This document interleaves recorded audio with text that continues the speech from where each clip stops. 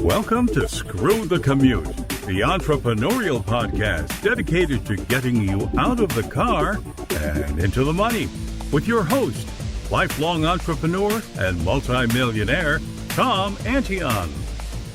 Hey everybody, it's Tom here with episode 926 of Screw the Commute podcast.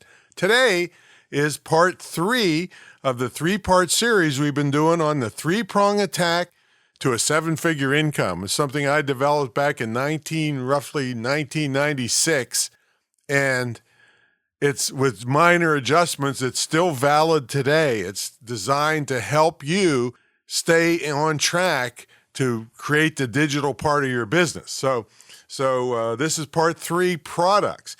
Part 1 was website and shopping carts. That was episode 924, and episode 925, which was prong 2, is your database, which was social media tips and email tips.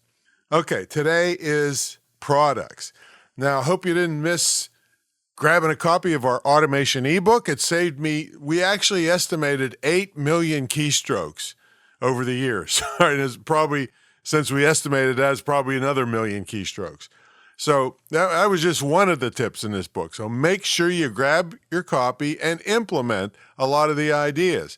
That's screwthecommute.com/automate free. And check out my mentor program at greatinternetmarketingtraining.com. Now, this series is also a resource of the other episodes that I have on these specific topics. So I'll be giving you more episodes about products, digital specifically in this thing. You'll know why in a minute. Now, anytime you want to get to one of those back episodes, you go to screwthecommute.com/ and then the episode number. Today's 926. The whole series is 924, 925, and 926. All right, let's get into prong 3 products. Now, I could tell you all about packaging and shipping and DVDs and CDs and clear back to cassette tapes and packaging and what services to use and how much to pay for ship. I could do all that stuff. I did it. We had a whole big room developed for our shipping room. But guess what? I don't do hardly any of that anymore other than my Fatso Tennis DVD set, because it's just low risk, high returns. And that's what I want to teach you is, and I don't want you to get discouraged by saying, well, I got to get a big CD duplicator, or I got to pay a fortune to buy DVDs. And, no, you could, although they're all going out, right? So it'd be ridiculous. So we're going to concentrate on digital products. They're low cost or sometimes free. Most of the time free, because you already have the stuff on your computer to create most of this stuff. They're low risk, where you might have 50% product cost in some physical product. Now you got maybe 0%, and you're just selling electrons. And I tease people that if I get good at this, I'm going to sell protons. Okay, but you already have the stuff on your computer too to make a lot of this stuff. Is basically a word processor converted to some document created and a word processor converted to PDF. That's it. And then you have a piece of intellectual property that's got value to it that you can sell. It can be passed on to your kids or your family. If something happens to you, it's really something, and you don't have garages full of books and tapes and boxes and this and that and the other. Right? It's all electronic. And another thing is you get as much money or even more for these types of products because of the immediate gratification part of it. They can purchase and download immediately. And also you can, if you have urgency to it, like for instance, my eulogy books, the funeral is going to happen whether you're ready or not. So people buy a eulogy book. But let me tell you about where I spent $97 one time on a digital product. So I'm kind of a tennis nut, and I had done 1,000 kick serves in a month, which was a kick serve is a violent thing with your arm that's puts a wild spin on the ball and makes it really hard to return. So I get up one morning, my hand is tingling. I'm like, what the hell? I must have blown out my back or my shoulder or something. I don't know what's going on here. So I'm like freaking out, going online, figuring hand tingling, tennis, this, that. And I found out that I had probably blown out my 7th cervical vertebrae. So I'm desperately searching all over the place. And some chiropractor has some course on how to repair, I don't know if it was exactly a 7th cervical vertebrae, but cervical vertebrae. And what are the symptoms? And my hand, tingling and all this stuff. And so I'm like desperate. I'm thinking I'm never going to get to play tennis ever again with this. So $97 for this book. I bought it, downloaded it immediately, started doing what it said, and I can still play tennis. Okay, so, when there's urgency involved or pain involved, like if it was, I think I was looking for one time on kidney stones. I had kidney stones, and oh my God, that hurt. So when there's pain, urgency involved, you can get way more because of the urgency aspect of download immediately. You don't have to even wait for Amazon 2 days to deliver it. Or on some books that are not that popular, I mean, sometimes they say, it'll be a week, or, it'll be 2 months from now, that'll be back in stock. So you can't do that. So the digital products are great for that. You can get more money than normal. So types of digital products, ebooks, special reports, white papers. Listen to this, talking about spending more. I paid $180 one time to a company called Marketing Sherpa, who does a lot of industry surveys and things. And I paid $180 for a State of the Email Marketing Union 18-page document. Okay. Remember, if you've seen Prong 2 of this, and if you've heard me often, you say, email is still king. And it was back then too. And so the more, any little edge I can get is more money pours in the front door. So yeah, that was $180 for that 18-page report. So if you can create very specific industry stuff like that, and businesses are buying it, you can get a lot of money for those things.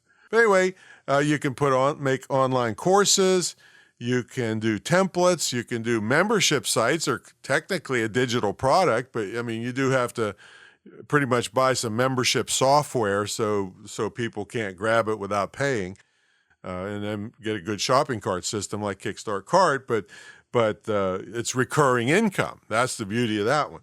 Checklist. I was just offered one today before I recorded this for $14.97 for a checklist on something doing Facebook ads or something like that. Now, I avoid software. Now, if you're a super techie geek that's a software developer, you could do this. I don't do it. I don't want anything to do with it. I don't want to keep it updated. I don't want to worry about different browsers or different operating systems. I mean, that's out of my league. I don't want anything to do with that. But there are people making lots of money doing this. So I'm not poo-pooing it. It's just, for me, absolutely not. And I'm suggesting if you don't have that kind of skill, don't do it. Do all these other things because you don't need that kind of skill.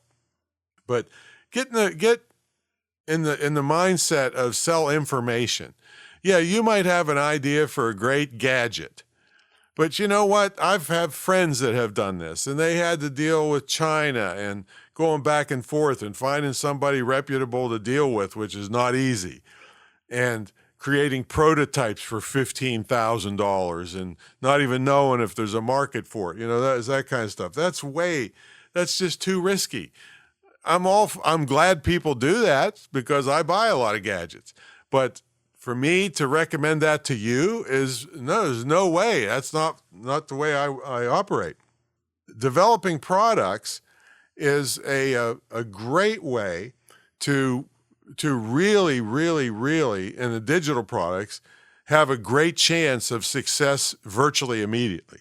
Now, I don't think I told you in the beginning, but I was going to tease about that, but I'm going to tell you a method that you can create a fantastic product and have no knowledge whatsoever about the product. Now, do not even get it in your mind that, oh, Tom sells crap or he doesn't, no.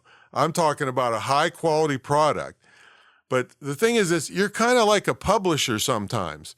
The publisher doesn't know the stuff when they give an advance, which they hardly do anymore, but if they get an author to write a book and they publish it, the publisher doesn't know anything about the topic. They just know there's a demand for the topic and that this author can fill that demand and they can sell the book. And in this case, you're everything. And you don't have any money involved, any printing involved or anything. So let me give you the method. Online, there are things called forums and discussion boards. And of course, you also have groups in Facebook, things like that. These are places where people discuss exacting topics. And I'll tell you how I got on this. I was on a plane, first class one time, and I'm sitting next to a guy who looked to me to be in his 40s, 50s, early 50s. And he had the front seat pocket in front of him was full of go-kart magazines. And I said to him, hey, what's up with the go-kart stuff? And he lit up. He said, oh, man, me and my kids race them. And I said, well, how much does one of them cost? He says, oh, you can't get a piece of junk for 10 grand, I'm thinking, his were about 30 grand a piece. And they race them. He had 2 boys, so all 3 of them raced. And I'm thinking, okay, he has a big, toy hauler, they call it, big trailer to haul these things, probably extra tires, extra engines, all the tools to work on them on the road, a big monster truck to pull them. He's got hundreds of thousands of dollars tied up in these go-kart things and in these racing go-karts. And so I'm thinking to myself, hey, if I wanted to write a book on how to buy your first racing go-kart, I would go to discussion boards about this, and I would, what they call lurk. I would join, and I would just sit there and watch people. And then I would find out the people that make the most postings. And a lot of times they have the number of postings that they made, and sometimes they're called a senior member. And sometimes you see how many upvotes they got because their postings are really good. And I would approach those people and I would say, hey, I'm writing a book on how to buy your first racing go-kart. Can I interview you? Now, how many of those people do you think would turn you down? I mean, that's all they do all day long is talk about racing go-karts, right? So I would interview them. Oh, let me ask you another question. How much do you think they'd charge you for the interview? Nothing. Again, they talk about this all day long for free. So you do this with a bunch of folks, and then you compile all the information, and you can give them credit, certainly in the book for doing this. And then another question is, who do you think is going to help you market the book? Right? There's a lot of them be so proud that they're mentioned in a book. They would bend over backwards telling people about it, see? So this is how you can create a quality product, and I'm always about quality. I'm not turning out any garbage, but you didn't know anything at all about the subject, all right? So now you do have to market it, but again, right there, you've got a place to market, even though you can't be pushy in these groups, but people will find out that you wrote a book, and they'll start talking about it. And they'll recommend it to other people, and then you can do the other marketing methods for ebooks. All right, so now I have some other episodes that I want to refer you to. There's not as many of them as there is in the first 2 episodes, but episode 920 was going in greater depth on the benefits of digital products. Episode 529 was adding digital products to your business. See, every business on earth should have a digital aspect to it. I mean, I remember the stories of the ice cream shops that can barely make a living locally with all the expenses and insurance and refrigeration and loss and employees and everything else. It writes a book on how to create or how to make an ice cream cake. All right.